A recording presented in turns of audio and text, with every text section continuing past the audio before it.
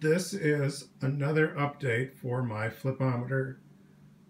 As you can see, I've made a little testing platform out of some wood I had and have mounted a flipper and a button which will eventually fire the flipper but doesn't quite yet.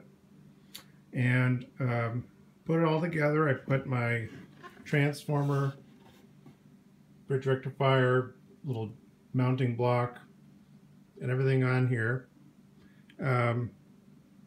So that I can just carry this around and do things with it, and so I don't have loose pieces just sitting everywhere.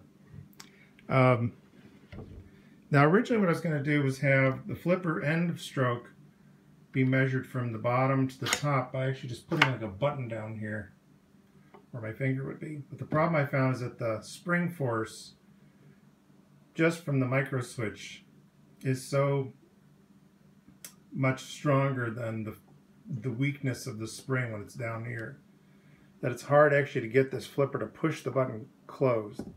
So what I'm going to do instead is drive that flipper by relay control from software.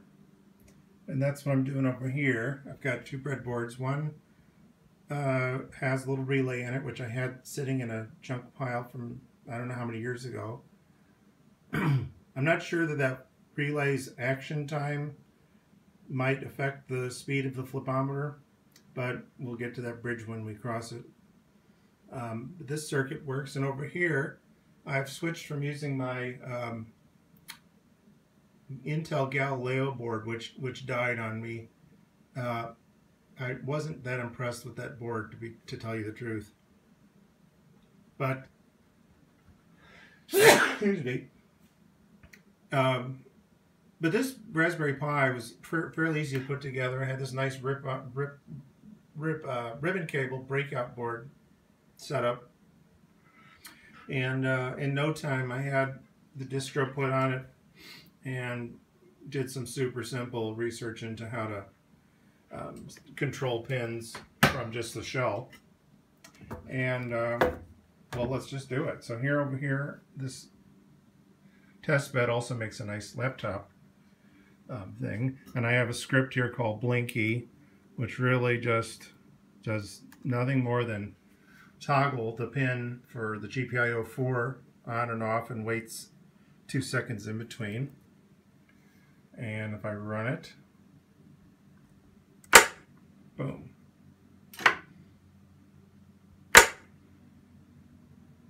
If you listen, you can hear the little blue relay going. There's a 2N2222 being fired that fires it, so I can drive it with just the line output of the Raspberry Pi.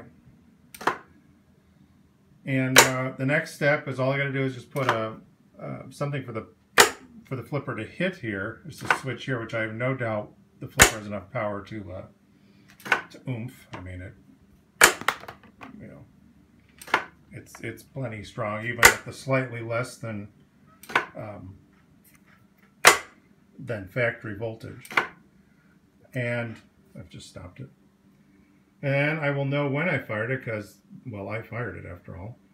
I meaning the software, and then I'll know when it ended, and I can measure the time. So far I'm just using, like I said, this shell script method of toggling outputs, but I've learned about other ways, and I'm kind of curious to see when does performance become a big deal. So anyway, that's all for today.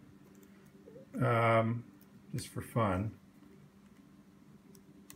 Let's just make this flip like crazy.